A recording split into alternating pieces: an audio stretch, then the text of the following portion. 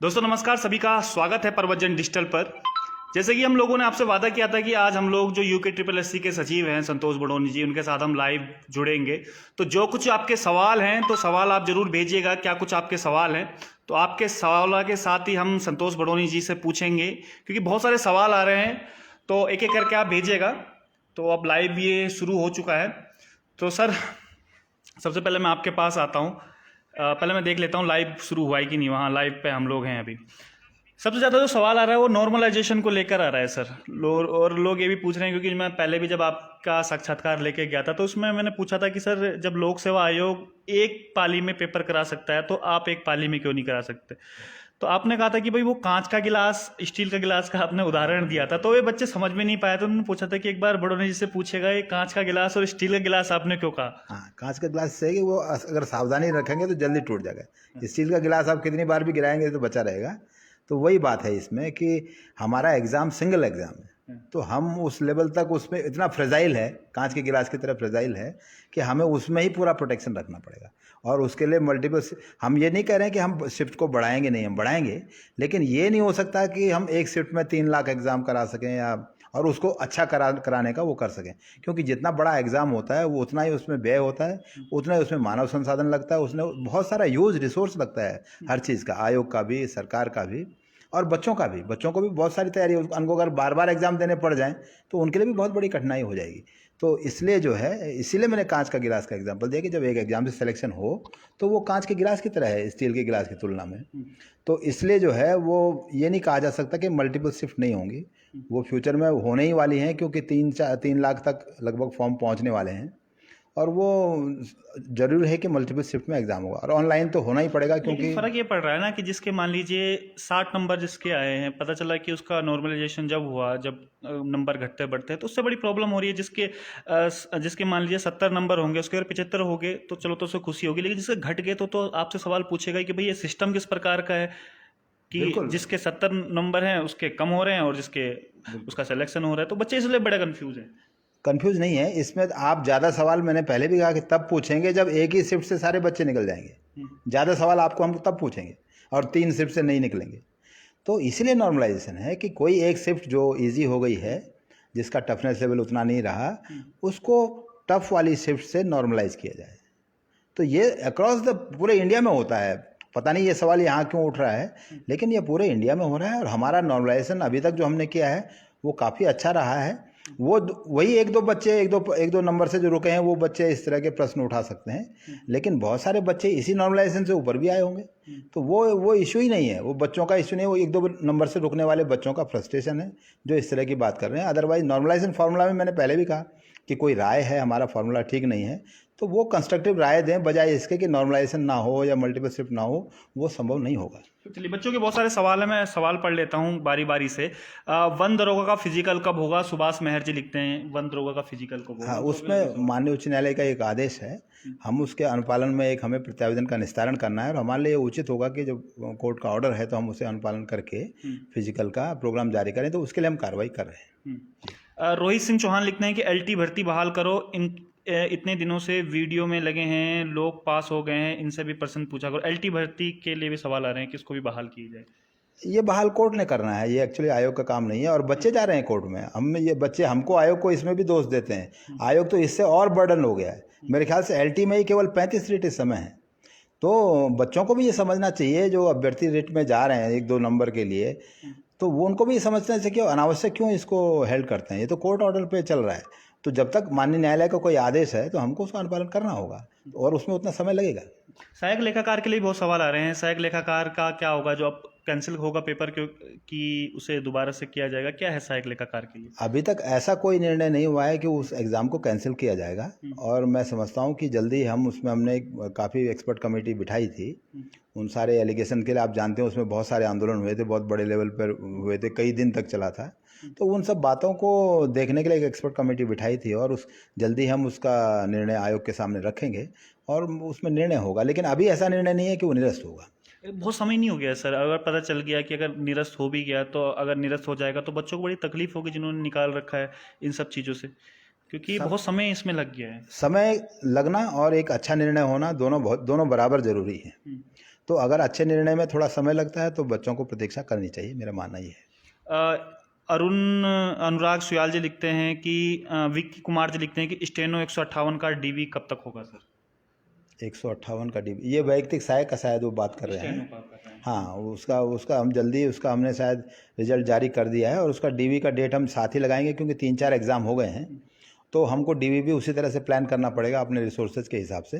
तो हम ये जो 3-4 रिजल्ट हमने निकाले हैं प्लस एक रिजल्ट और जो आने वाला है उसको एक साथ प्लान करके डीवी करेंगे। ठीक है, आप जल्दी से जल्दी सवाल आप पूछिएगा, क्योंकि हमारे पास समय भी कम है और बडोनी जी ने भी आज हमें समय जो दिया है, अभी थोड़ा समय की भी कमी है हमारे पास। जल्दी जल्दी सवाल पूछिएगा और शेयर जरूर कीजिएगा, आप लोग शेयर नहीं करते हैं। जायद राण जी लिखते हैं कि 21 पोस्ट कनिक साय की हटाई गई है। सर ये हाँ, ये बार बार ये भी सवाल आ रहा है, जो कनिक साय की 61 पोस्ट जो है वो हटाई क्यों गई है इसमें?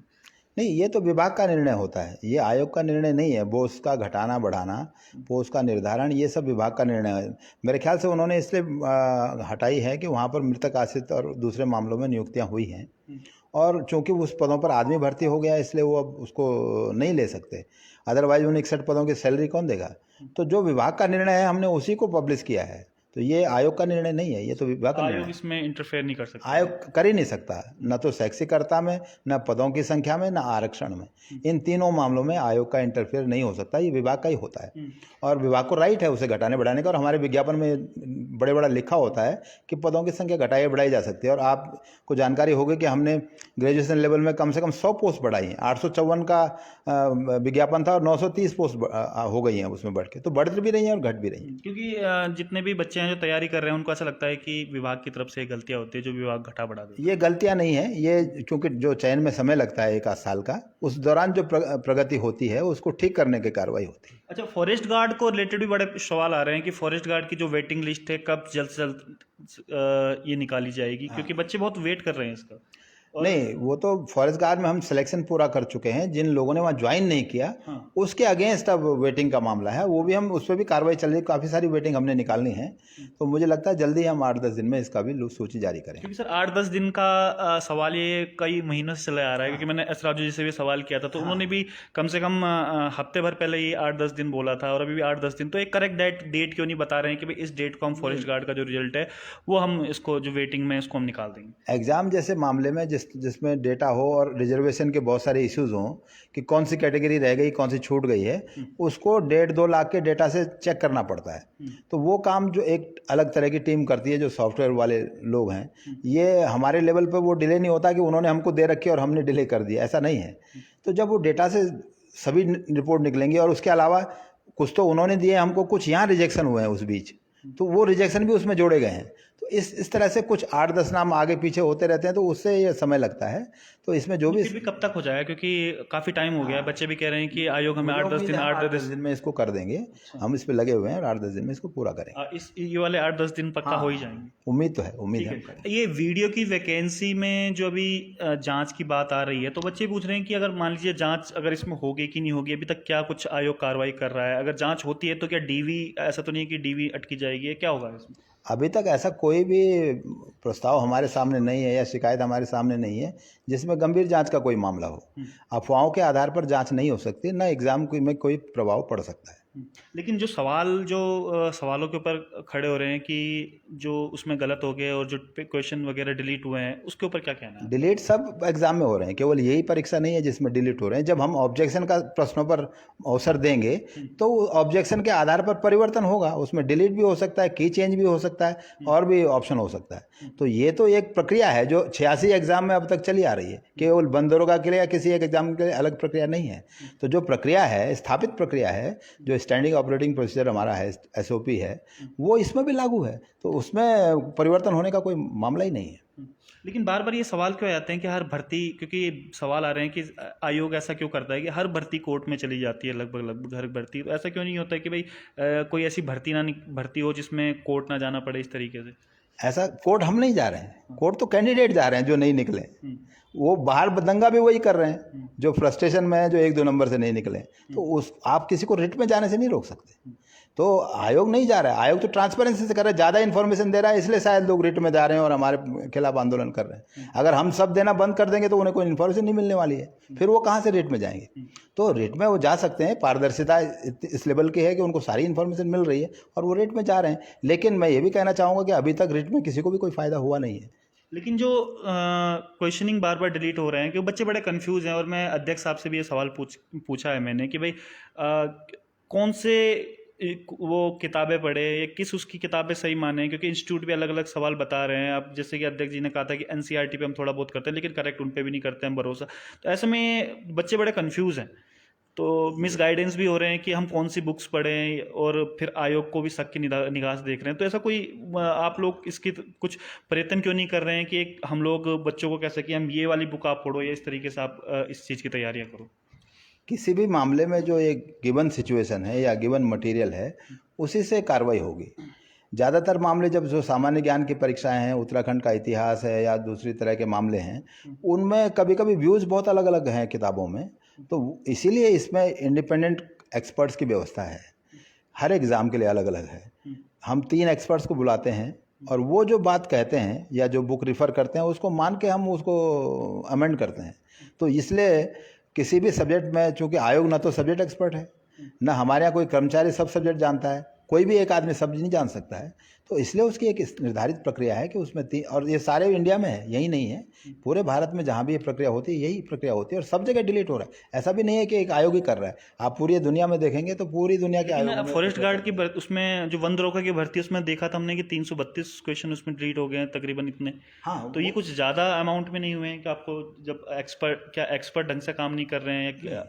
वन दरोगा में जो डिलीशन हुआ है वो क्वालिटी ऑफ क्वेश्चन के ऊपर नहीं है या उसके आंसर गड़बड़ होने की वजह से नहीं है, क्वेश्चन की गुणवत्ता में कोई प्रश्न, लेकिन वो आउट ऑफ सिलेबस पूछ लिए गए।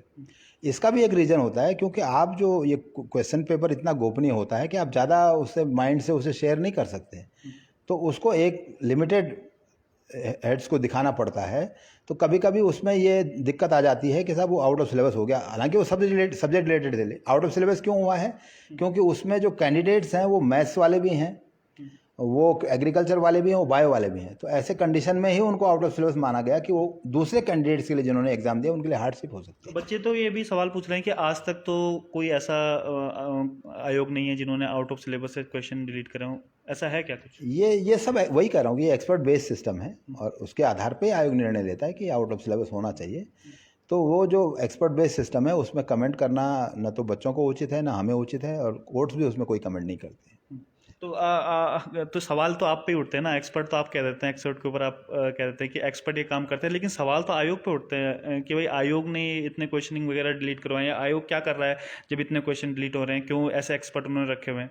मैं इस बारे में यही कहूँगा कि 13 से 15% क्वेश्चन उसमें डिलीट हुए हैं, तो क्या 85% सही क्वेश्चन के आधार पर रिजल्ट नहीं देना चाहिए? क्या इसी के लिए एग्जाम कैंसिल करना चाहिए? मैं तो ये प्रश्न पूछूंगा कैंडिडेट से जो मुझसे ये प्रश्न पूछते हैं, तो 85% के आधार पर क्यों नहीं रिजल्ट जारी होना चाहिए? आप इस बात को मुझे बताएं। नौबत्ती क्यों आन पड़ी कि क्वेश्चन डिलीट हो गए? सब जगह होता है, कभी कम कभी ज़्यादा, लेकिन हमारा एवरेज डिलीशन 3% है जो नेशनल लेवल पे 5% तक होता है। तो 86 एग्जाम में वो किसी एग्जाम में हो गया तो उसके लिए हम एग्जाम एनल कर दें, ऐसा कोई कारण मेरे समझ में नहीं है। चलिए, पूनम मुनियाल जी लिखते हैं कि सब इंस्पेक्टर पोस्ट में पहले फिजिकल होगा या एग्जाम? नहीं, उनमें तो पहले फिजिकल होगा फिर एग्जाम होगा। तो आपको शायद आपका आंसर मिल गया होगा, पहले फिजिकल होगा उसके बाद एग्जाम होगा। उसके बाद एलटी की भर्ती का भी बहुत सवाल उठ रहे हैं। एलटी की भर्ती में कोर्ट में कोर्ट से कुछ इस तरीके है, कुछ एलटी भर्ती का क्या है? एलटी भर्ती कोर्ट में है और अभी 18 को लगा था लेकिन वो मैटर टेकअप नहीं हो पाया। जब भी लगेगा, हमने अपने जवाब उसमें माननीय न्यायालय में दिए हैं, तो मुझे उम्मीद है कि वो भी ख़त्म हो जाएंगे और जल्दी हम जैसे कोर्ट उसमें डिसीजन करेगा हम उसको आगे बढ़ाएंगे। लेखाकार भर्ती के लिए वो सवाल आ रहा है कि लेखाकार परीक्षा रद्द कर पुनः करवाने की कृपा करें, हम बेरोजगारों साहब से आशा है। इस मामले आयोग जल्दी निर्णय लेगा और जो भी निर्णय लेगा वो सबको सूचित किया जाएगा। चलिए, और जो आपके सवाल है पूछिएगा, किस तरीके के सवाल आप जो आयोग से पूछना चाहते हैं, क्योंकि सचिव साहब हमारे साथ हैं आज। उसके साथ साथ सागर मोहरा जी लिखते हैं कि सर सहायक लेखाकार में फाइनल डिसीजन कब तक आ जाएगा, पूछ लीजिएगा। अब सर ने बता दिया है कि जल्दी से जल्दी फाइनल डिसीजन। सर कुछ एक डेट भी है कि कब तक? नहीं, अभी नहीं है, क्योंकि ये पूरे कमीशन की बैठक हमें करनी होगी और पूरी तैयारी के साथ, तो उसके बाद ही ये हो। डेट तो नहीं है, पर जल्दी हम कोशिश करेंगे कि इसमें निर्णय हो जाए। वन दरोगा भर्ती में कुछ सवाल गलत ऑप्शन वाले थे, ये सवाल भी आ रहे हैं जिनका ऑप्शन ही पूरा गलत था। नहीं, वो तो ऑब्जेक्शन का समय देखिए, वही मैं कह रहा हूँ कि ये परीक्षा प्रक्रिया एक ऐसी है कि एग्ज़ाम के बाद हम सबको ऑब्जेक्शन का मौका देते हैं ट्रांसपेरेंटली। कोई भी बच्चा उस समय ऑब्जेक्ट कर सकता है, लेकिन नंबर आने के बाद आप ऑब्जेक्शन करेंगे तो वो शायद उचित नहीं है। और उस ऑब्जेक्शन को 3 एक्सपर्ट देख रहे हैं, एक नहीं, जो सब्जेक्ट एक्सपर्ट हैं जिनका कम से कम 5 वर्ष का पढ़ाने का अनुभव है, तो वो उसको देख रहे हैं, तो उन पर ऐसे प्रश्न उठाना ये उचित नहीं होगा। फॉरेस्ट गार्ड की फिजिकल डेट के लिए भी बहुत लगातार कमेंट आ रहे हैं कि ये तो फिजिकल डेट आप तय क्यों नहीं कर रहे हैं? मैं बता चुका हूँ कि हमको एक माननीय न्यायालय का आदेश का अनुपालन करना है, उसके बाद हम इसकी फिजिकल की डेट देंगे। वीडियो की डीवी कब तक होगी, ये भी सवाल आ रहे हैं।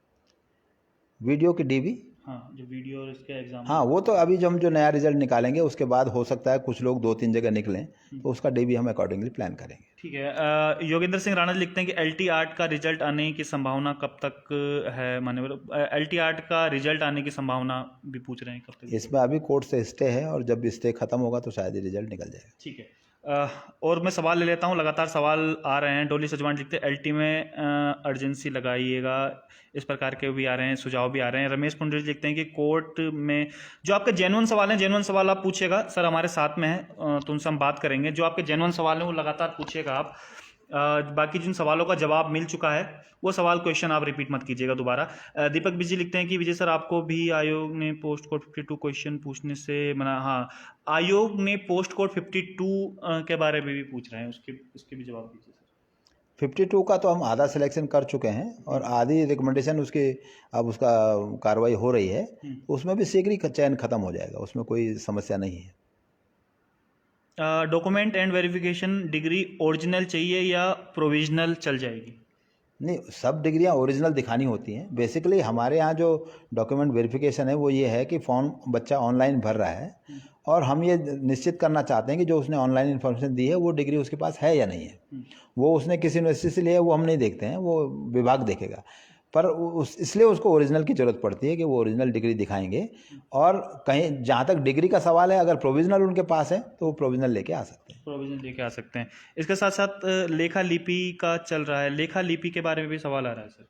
लेखा लिपि का तो अब कोई प्रश्न नहीं है, सबको अपॉइंटमेंट मिल चुकी है। अच्छा, उसमें कोई ऐसा इश्यू नहीं है। कुछ तो बड़ा थोड़ा बहुत 2-3 वेटिंग होगा तो वो भी समय अनुसार आ जाएगा। कलर की 746 का रिजल्ट कब तक आएगा, ये सवाल भी आ रहा है। हाँ, ये भी हम शीघ्र ही जारी करेंगे। यही एक रिजल्ट है जो हमारे पास बचा हुआ है, उसको हम जारी कब तक? कुछ डेट वगैरह भी पूछ रहे हैं कि कब तक इसका जारी हो जाएगा? डेट तो मेरे पास अभी नहीं है, क्योंकि इस पर वही मैं कह रहा हूँ कि बहुत सारे काम होते हैं जो एक रिजल्ट से पहले करने होते हैं, तो वो उसमें, लेकिन मुझे उम्मीद है कि 8-10 दिन में हम रिजल्ट दे पाएंगे। पुलिस भर्ती फिजिकल की डेट कब तक आ जाएगी? पुलिस भर्ती फिजिकल के लिए भी अभी इसमें समय लग सकता है, क्योंकि राज्य सरकार में ये अनौपचारिक रूप से पता लगा है कि उसमें कुछ आयु सीमा बढ़ाने का मामला चल रहा है, तो अगर वो चला तो उसमें कुछ समय लगेगा। आयु सीमा कुछ बढ़ेगी? कुछ अभी तक बात हुई है कि बढ़ेगी कि क्या रहेगा उसमें? नहीं, इस पर राज्य सरकार डिसीजन ले रही है और मुझे लगता है कि जल्दी इस बारे में राज्य सरकार कुछ डिसीजन ले लेगी और उसी के बाद हम लोग उसमें फिर निर्णय लेंगे कि अब दोबारा आवेदन प्रक्रिया खोलनी है या फिर ये करना है।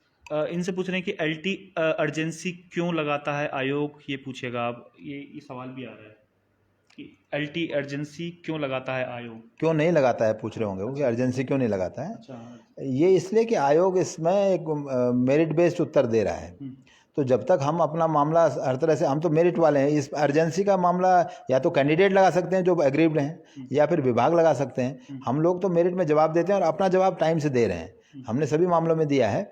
और इसके अलावा हमने बार बार कोर्ट से रिक्वेस्ट की है कि आप ये रिजल्ट खोल दो, आप जो 1-2 सब्जेक्ट हैं उनके अलावा ये भी हम कहते हैं कि रिजल्ट खोलना उचित है, तो जो भी कैंडिडेट के हित में बात है वो हम न्यायालय में कर रहे हैं उसके बारे में। डॉक्यूमेंट वेरिफिकेशन में डिजिटल लॉकर के डॉक्यूमेंट यूज हो सकते हैं, ये भी पूछ रहे हैं। अभी तक डिजिटल लॉकर का डॉक्यूमेंट यूज होने का कोई निर्णय आयोग ने नहीं लिया है, इसलिए आपको ओरिजिनल डिसीजन, क्योंकि डिजिटल लॉकर का मामला ये है कि उसको वेरीफाई करना पड़ेगा, तो वेरिफिकेशन के लिए अभी उसका कोई इंस्ट्रूमेंट आयोग में नहीं है, कभी इंटरनेट चलता है नहीं चलता है, तो उस पर आधारित नहीं हो सकता, इसलिए आपको फिजिकल डॉक्यूमेंट लेके आना होगा। फॉरेस्ट गार्ड में कितने पदों की वेटिंग आएगी, ये भी पूछ रहे हैं, कितने पदों तक की वेटिंग आएगी? लगभग 160-62 पदों की वेटिंग है, जो हमारे पास भी जो अभी बचे थे जो हमने उनको दिए हैं, तो उतने पदों की शायद इसमें वेटिंग आएगी। चलिए ठीक है, और जल्दी जल्दी सवाल आप कीजिएगा। कितने अभी 18-19 मिनट हो गए हैं, 10 मिनट के अंदर अंदर और आपका सवाल हम लोग ले लेते हैं, क्योंकि कई लोग कह रहे थे कि जो एक ट्रांसपेरेंसी होनी चाहिए आयोग और बच्चों के बीच। तो जो भी आपके सवाल हैं वो आप पूछिएगा। ईएसएम के लिए कितने कोटा होता है यूके पुलिस में? ईएसएम के लिए कितना कोटा होता है, ये पूछ रहे हैं। ESM? हाँ, कुछ ईएसएम कुछ नहीं, EWS हो सकता है। अच्छा, ESM एक्स सर्विसमैन होगा या तो। हाँ, एक्स सर्विसमैन के लिए कोटा सबके लिए एक ही है, जो राज्य सरकार ने निर्धारित किया है, वो पुलिस के लिए अलग नहीं है। तो जो अन्य एग्जाम्स में भूतपूर्व सैनिक को या EWS को कोटा मिलता है 10% का, वो उनको यहाँ पर भी लागू है। उसके अलावा वहाँ पर 5% कोटा उनको दिया हुआ है जो होम गार्ड्स में काम कर रहे हैं 3 साल से, तो वो अतिरिक्त कोटा पुलिस में। बाकी सारा रिजर्वेशन राज्य सरकार के अन्य पदों जैसा है। वीडियो भर्ती जांच के बारे में हमने बता दिया है कि अभी तक आयोग के पास ऐसा कोई प्रूफ नहीं आया है जिससे ये कह सकें कि अब वीडियो भर्ती या जो बीपीडीओ भर्ती है उसकी जांच को ये आगे बढ़ाया जाए। इस प्रकार का कुछ अभी तक प्रूफ आया है? क्योंकि काफ़ी लोग इसका भर्ती का विरोध कर रहे हैं, जो रिजल्ट जो जारी हुए हैं इस चीज़। भर्ती का विरोध करना एक अलग बात है और उसका सही तथ्यात्मक कोई बात कहना अलग बात है। आप सोशल मीडिया में कुछ भी गैर जिम्मेदारी से कह सकते हैं और उसको बहुत लोग फॉलो कर सकते हैं। उस आधार पर परीक्षाओं के बारे में इतने गंभीर निर्णय नहीं हो सकता है। तो जब तक कोई तथ्यात्मक बात नहीं आएगी, और अभी तक हमारे संज्ञान में नहीं है, तब तक ऐसा कोई निर्णय नहीं हो सकता। हिंदी विषय को कोर्ट से बहाल कब तक हो सकती है? कोर्ट से हिंदी विषय, इसमें हिंदी भी है, फिजिकल एजुकेशन भी है, आर्ट्स भी है। ये सभी मामलों में स्टे है और कुछ मामलों में कोर्ट ने एक फ्लैट सा स्टे दे दिया है, तो इसलिए वो सारे मामले अटके हुए हैं। जब तक वो निर्णय माननीय न्यायालय से नहीं होंगे तब तक इसमें कार्रवाई संभव नहीं होगी। नई वैकेंसीज कौन कौन सी आ रही हैं, ये भी सवाल पूछ रहे हैं जो बच्चे अभी प्रिपरेशन जो कर रहे हैं। हाँ, नए वैकेंसीज में कुछ समय लगेगा, क्योंकि इसमें समस्या ये होती है कि हमको सब विभागों के लिए कॉमन एग्जाम कराने हैं, और जब तक कोई समुचित मात्रा में पद नहीं होते हैं उस समय उसका विज्ञापन निकालने का कोई फ़ायदा नहीं है, क्योंकि 24-25 या 100 एग्ज़ाम के लिए आप 2.5 लाख फॉर्म ले लेंगे तो वो उचित नहीं है। तो मुझे लगता है कि जब तक ये कलेक्ट हो जाए तो जुलाई के बाद ही मुझे लगता है कोई नई भर्ती आएगी। कौन कौन सी आएगी सर, ये भी पूछ रहे हैं कि कौन कौन सी नई भर्तियाँ अभी आने? जो स्टैंडर्ड भर्ती है, जैसे कनिष्ठ सहायक है, सहायक लेखाकार है, वैयक्तिक सहायक है, ये तो शायद आएंगी ही। उसके बाद बाकी कुछ और पदों का भी अध्याचन रहा तो वो भी भर्तियाँ आएंगी। जेल गार्ड का फिजिकल कब होगा? जेल गार्ड के बारे में भी कुछ पूछ। जेल गार्ड का फिजिकल पुलिस ने कराना है, हमने उनसे ऑलरेडी रिक्वेस्ट किया है, तो जब भी वो डेट्स देंगे हम उसका फिजिकल तैयार करेंगे। कोर्ट के ऑर्डर का निस्तारण के लिए कितना समय लग जाएगा? शायद लेखाकार उसके लिए पूछ रहे हैं शायद, या एलटी भर्ती के लिए निस्तारण के लिए? नहीं, कोर्ट ने अभी आदेश देना है एलटी भर्ती परीक्षा में, तो जब वो स्टे हटेंगे तभी हम लोग आगे डीबी की कार्रवाई करेंगे। चलिए, और सवाल आप पूछिएगा जो जेन्युइन सवाल हैं, और लगातार अभी बहुत सारे सवाल आप आ रहे हैं और रिपीट सवाल बहुत आ रहे हैं जिनका जवाब लगभग संतोष बड़ोनी सर जो दे चुके हैं। बंदी रक्षक का फिजिकल के बारे में भी सब बता चुके हैं। कब रद्द होगी सहायक लेखाकार परीक्षा, अभी बताया, उसके बारे में बताया। शुरू से जो अभी लोग जुड़े हैं वो शुरू से वीडियो को देखिएगा। उन्होंने बताया कि कब तक क्योंकि रद्द की बात अभी तक नहीं है, क्योंकि अभी तक इसमें जांच वगैरह जो चल रही है। कमल जोशी लिखते हैं कि 1 दरोगा फिजिकल की डेट वो भी बता चुके हैं। विपिन बर्थवाल जी लिखते हैं कि एक शिफ्ट में सारे बच्चों की परीक्षा होना असंभव है, इसका जवाब भी हम ले चुके हैं सर से। गोस्वामी हेमा जी लिखते हैं कि असिस्टेंट अकाउंट का रिजल्ट जारी करो। असिस्टेंट अकाउंट का रिजल्ट के लिए भी कह रहे हैं सर, ये कब तक जारी? वही सहायक लेखाकार जिसका मैंने जिक्र किया है, तो उसमें आधे बच्चे सभी चाहते हैं कि जो निकले हुए हैं कि रिजल्ट जारी करो, जो नहीं निकले वो चाहते हैं इसे कैंसिल करो। तो वो लगभग हर परीक्षा का हाल होता है, तो इस आधार पर निर्णय नहीं होता। जो तथ्यात्मक बात है उसी आधार पर आयोग निर्णय करता है। दिव्यांगों की बैकलॉग भर्ती कब तक आएगी, ये भी पूछ रहे हैं। दिव्यांगों का बैकलॉग अभी अलग से कोई हमें प्राप्त नहीं हुआ है, तो जब विभागों से ऐसी मांग प्राप्त होगी तो उनको भी हम विज्ञापनों के साथ क्लब करके निकालेंगे, लेकिन अभी कोई बैकलॉग की डिमांड हमारे पास नहीं है। एक पूछ रहे हैं कि किसी सर्टिफिकेट के नाम माइनर मिसप्रिंट होने पर एफिडेविट चल जाएगा? किसी में अगर माइनर मिसप्रिंट है किसी के सर्टिफिकेट में तो उस एफिडेविट पे चल जाएगा। सर्टिफिकेट जहाँ कैटेगरी के इश्यूज हैं, जैसे ओबीसी प्रमाण पत्र है, जाति प्रमाण पत्र है, जिसके आधार पे आपने आयु सीमा में छूट ली हो, ऐसे प्रमाण पत्र हैं, तो उनमें त्रुटियां नहीं चलेंगी। लेकिन अगर और कोई सब्जेक्ट हैं, जैसे छोटे मोटे त्रुटि हैं जो आपकी कैटेगरी से या रिजल्ट को प्रभावित ना करते हों, तो वहाँ पर ये ऐसे हम एक बार उसको स्वीकार करते हैं कि त्रुटि हुई है। पर बाकी जो कैटेगरी के इश्यूज हैं या दूसरे क्रूशियल इश्यूज हैं, नाम, पदनाम, नाम, father name, date of birth, ऐसे इश्यूज में ऐसे में गड़बड़ी हो गई है, तो वो स्वीकार नहीं हो पाते। कई लोग ये भी सवाल पूछ रहे हैं कि जो फर्जी अफवाह वगैरह फैला रहे हैं, जो जिन बच्चों ने रिजल्ट निकाल दिया उनका मानसिक उत्पीड़न जो हो रहा है, तो ऐसे लोगों पर भी आप लोग कार्रवाई करेंगे जो सोशल मीडिया के माध्यम से फर्जी वगैरह जो खबरें चला रहे हैं?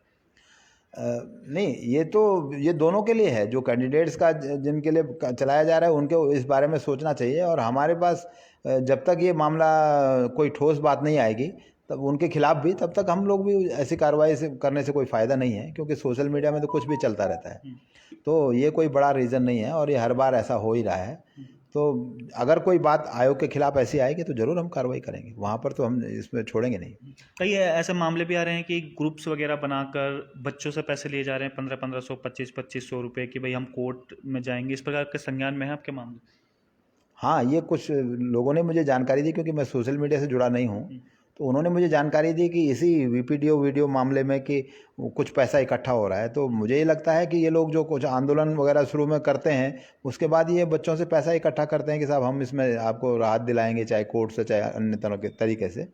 तो ये एक तरह से झूठा प्रचार है, बच्चे इसमें ना पड़ें, और ये इनका अपना स्वार्थ है, मैं ये कहूँगा। और अगर ऐसा है तो ये आपके सही नेता भी नहीं है, इस पर बच्चों को ध्यान देना चाहिए। ठीक है, तो तमाम प्रकार के सवालों के जवाब आपको लगभग मिल गए होंगे। कुछ और एक दो सवाल हम और ले लेते हैं, उसके बाद हम लोग एंड करते हैं। पुलिस दूरसंचार मुख्य आरक्षी का पेपर ऑफलाइन होगा या ऑनलाइन, ये सवाल ही पूछ रहे हैं सर। पुलिस नहीं, अभी तो पुलिस ऑफलाइन ऑनलाइन का विचार नहीं हुआ है, क्योंकि फिजिकल इसमें होना है, उसके बाद ही इसमें विचार होगा। लेकिन मुझे उम्मीद है कि पुलिस वाला एग्ज़ाम ऑफलाइन ही होगा। अच्छा, पुलिस वाला मतलब जब तक आपका विचार है, ये अभी क्लियर नहीं अभी क्लियर नहीं है, क्योंकि उनका इंटरमीडिएट लेवल का वो एग्ज़ाम होता है, तो उम्मीद है कि वो ऑफलाइन ही होगा। ठीक है। पर्यावरण पर्यवेक्षक में उतने ही पद हैं या कम हुए हैं? पर्यावरण पर्यवेक्षक की भी कुछ बात आ रही है। नहीं, अभी इसमें पदों की संख्या तो नहीं घटी है। अच्छा, अभी तो उतने ही पद हैं जितने दिए। अब जो बीच में उन्होंने घटाए थे पहले, जो हम घटा चुके हैं, आधे कर चुके हैं, उसके बाद इसमें घटने का कोई मामला नहीं है। एक बार हम घटा चुके हैं। अच्छा, एक बार आप लोग घटा चुके हैं। ठीक है, और कुछ सवाल हैं आपके पूछेगा। 2400 और 4600 ग्रेड पे का पेपर एक ही क्यों? ये भी पूछ रहे हैं कि 2400 और 4600 ग्रेड पे का पेपर एक ही क्यों? हाँ, हमारे यहाँ जो क्लबिंग है पदों की, वो ग्रेड पे के हिसाब से नहीं होती है, वो शैक्षिकर्ता के हिसाब से। अगर किसी पद के लिए स्नातक है वो 2800 का है, किसी पद दूसरे पद के लिए वही स्नातक है वो 4200 का है, तो हमने तो शैक्षिकर्ता के आधार पर एग्जाम लेना है। तो हमें ग्रेड पे का इशू ही नहीं है, और उसके लिए उसमें कोई दिक्कत ना आए, इसके लिए हमने ये व्यवस्था दी है कि एग्जाम के बाद मेरिट से हम विकल्प लेंगे, तो जो उच्च मेरिट है उसी को 4200 मिलेगा। तो इसलिए जो है उसमें कोई पार्शियलिटी नहीं है, वो एक परफेक्ट उत्कृष्ट चयन के आधार पर विकल्प मिलेगा। तो हमारे लिए महत्वपूर्ण है कि शैक्षिकर्ता पद की क्या है, न कि ग्रेड पे। कुछ लोग ये भी सवाल पूछ रहे हैं कि जो लोग कोर्ट जाते हैं, क्या उन पर भी कार्रवाई वगैरह आप लोग करेंगे? जो वैसी नहीं, कोर्ट जाना वैसे सबका एक लीगल राइट है, वो जा सकते हैं, लेकिन मैं ये मानता हूँ कि जब आप अनावश्यक उसमें ना जाएं। बहुत मामलों में तो कोर्ट ने ऑलरेडी आदेश कर दिए, तो वो उनमें भी कोर्ट चले जाते हैं। तो उन ऐसे मामलों से बचें जिनको उनको कोई फ़ायदा नहीं होने वाला है। वो केवल हमारे परीक्षा प्रक्रिया को बाधित करता है, एक बात, उनको भी फाइनेंशियली बर्डन करता है, गवर्नमेंट को भी फाइनेंशियली बर्डन करता है। तो वो पूछताछ करें कि पहले इन मामलों में हुआ क्या है। अगर वो अनावश्यक जाते रहेंगे और इस तरह से, या हो सकता है वो पैसे इकट्ठे करने के बाद जाते हैं, जो जाना मजबूरी हो जाता हो, तो वो सब बात तो बच्चों को खुद समझनी होगी कि उन्हें एक्सप्लॉइट तो नहीं किया जा रहा है। दूसरी बात यह है कि ये कैंडिडेट्स को भी खुद सोचना चाहिए कि इन मामलों में देख तो लें कि हाई कोर्ट्स के निर्णय क्या क्या हैं। और मैं बार बार बच्चों को संवाद के माध्यम से भी आगाह करता रहता हूं कि भाई आप अनावश्यक ना जाएं, देखिए इस मामले में ऐसा डिसीजन हुआ है। तो वो सब भी मैं उनको अपने लेवल से एजुकेट करता हूं कि वो अनावश्यक अपना पैसा खर्चा ना करें, और जो ऊर्जा है, जो मेहनत है, उसे अगले एग्जाम के लिए लगाएं, तो वो उनके लिए अच्छा होगा। एसआई की वो भी बड़ी जो उम्र है वो भी बढ़ेगी, भी पूछ रहे हैं एसआई। अभी ऐसा तो कोई अनौपचारिक हमको मालूम नहीं चला, अभी कांस्टेबल का भी हमें पता नहीं, लेकिन औपचारिक ऐसे बात चली है कि उसमें ये एसआई के लिए भी कुछ बातें चल रही है कि उम्र बढ़ाई। उसमें कोई ऐसी बात नहीं है। अच्छा, ठीक है। तो लगभग हमने सारे अब तक जितने भी हैं सवाल ले लिए हैं सर से। बहुत बहुत धन्यवाद सर, आपने हमें समय दिया। तो लगातार हम और भी सर से सवाल लेंगे अगली बार जब और इस प्रकार के सवाल आपके बीच जब उठने होंगे। तो एक बात साफ है कि जो जांच की बात लगातार चल रही है कि जांच कराई जाएगी, तो अभी तक आयोग के पास ऐसे कोई प्रूफ नहीं मिले हैं, क्योंकि वीडियो और बीपीटीओ जब से रिजल्ट जारी हुआ है तब से सोशल मीडिया पर हमने देखा है कि खूब हंगामा सोशल मीडिया पर हुआ है और कई लोग इल्ज़ाम भी लगा रहे थे कि भाई आयोग ने धांधली करी है, आयोग ने गड़बड़ी करी है। तो आयोग ने जो अध्यक्ष हैं आयोग के एस राजू जी, उन्होंने लाइव आके भी कहा था कि आपके पास इस प्रकार का कोई प्रूफ है तो प्रूफ दीजिएगा, वो जाँच करने के लिए बिल्कुल तैयार है। तो लास्ट में जाते जाते हम इतना ही कहेंगे कि जब तक प्रूफ ना हो या इस बात का कोई सबूत ना हो कि भाई आप आयोग द्वारा कुछ इस प्रकार की धांधली वगैरह की जा रही है, तब तक अनावश्यक सोशल मीडिया पे इस प्रकार का प्रचार प्रसार ना करें, क्योंकि जो अन्य बच्चे हैं जिन्होंने एग्ज़ाम क्वालिफाई कर दिया है उन पर मानसिक उत्पीड़न और जो सोशल उत्पीड़न जो है वो उसका दबाव बहुत ज़्यादा रहता है। और तमाम बच्चों के फ़ोन भी मेरे पास भी आए थे, क्योंकि कह रहे थे कि आपने जांच की बात आप लोग कर रहे हैं लेकिन आपने हमारी नहीं सुनी, हम लोगों को किस प्रकार से जो उत्पीड़न का सामना करना पड़ रहा है।